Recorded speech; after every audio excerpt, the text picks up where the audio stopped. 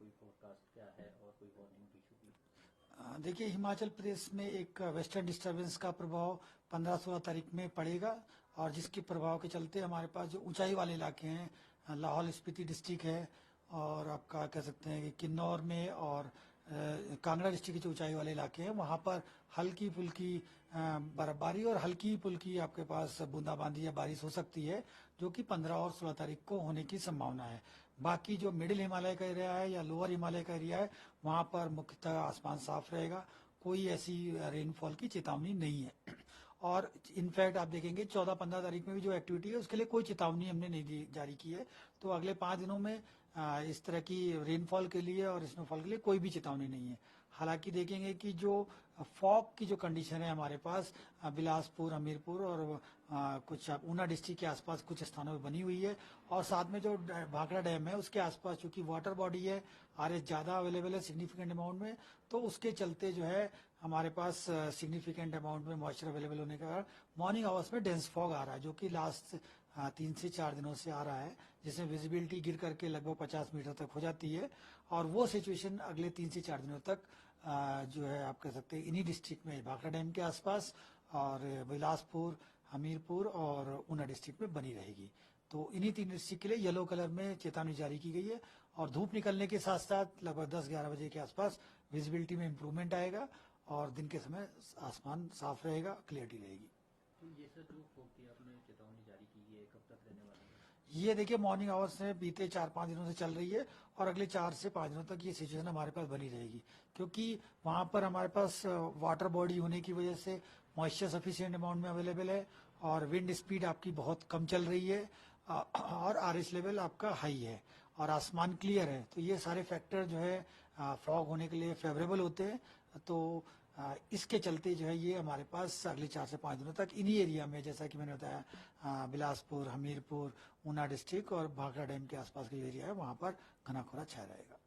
तो ये अभी सर ये कब तक छाया रहेगा, क्या आगे आने वाले दिनों के लिए? जैसे आपने कहा कि 16 को बारिश भी होने की संभावना है। देखिए उस समय थोड़ा सा क्लाउडीनेस आएगा, तो उस समय विजिबिलिटी थोड़ा हमारे पास इम्प्रूवमेंट आ सकता है, क्योंकि जो क्लाउड का होना हमारे पास जो है उसके फेवरेबल नहीं होता है।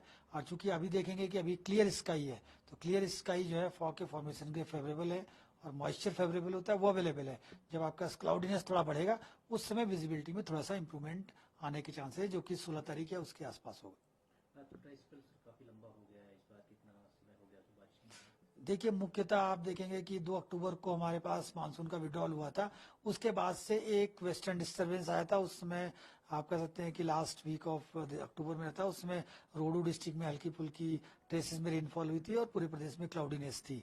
फिर उसके बाद एक डब्ल्यूडी जो है आपके पास 11 तारीख में था, जिसके चलते जो है ऊंचाई वाले इलाकों में हल्की फुल्की बर्फबारी हुई थी, और बाकी कोई ऐसी हमारे पास रेनफॉल की एक्टिविटी नहीं हुई है।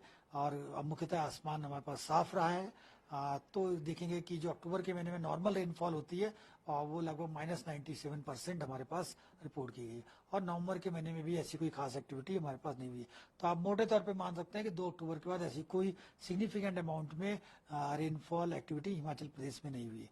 और अगर इसकी वजह जानना चाहते हैं तो मुख्यतः जो डब्ल्यूडी है उनका प्रभाव जो है ऊंचाई वाले इलाकों में है। हमारे पास जो लोअर कह सकते हैं कि जो डीप डब्ल्यूडी है, जिसमें डीप ट्रफ होता है, वो उसका प्रभाव अभी तक नहीं आया है। तो जैसा सीजन प्रोग्रेस करेगा आगे, तो उम्मीद है कि डब्ल्यूडी आएंगे और डीप रहेंगे।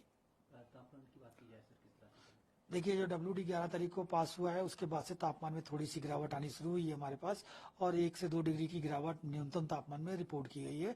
जैसे शिमला में देखेंगे कि अभी तक 11 चल रहा था, आज हमारे पास 10.6 टेम्परेचर रिपोर्ट किया गया है, और ये अभी अगले 3 से 4 दिनों तक लगभग ऐसा ही बना रहेगा। 15-16 में जो डब्ल्यूडी का आएगा, उसके प्रभाव के चलते 16 तारीख के बाद से 1 से 2 डिग्री फिर से टेम्परेचर में गिरावट आएगी।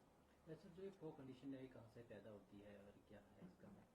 देखिए फॉग के लिए जो फेवरेबल कंडीशन होती है हमारे पास, मुख्यतः क्या होता है कि आपका आसमान साफ होना चाहिए, विंड स्पीड काफी कम होनी चाहिए, और मॉइस्चर की आपके पास अवेलेबिलिटी होनी चाहिए। तो ये जो फैक्टर है हमारे पास मुख्यतः जो भाखड़ा डैम के आसपास है, क्योंकि वाटर रिजर्वायर है तो आरएच आप कह सकते हैं, और मॉइस्चर काफी अमाउंट में अवेलेबल है।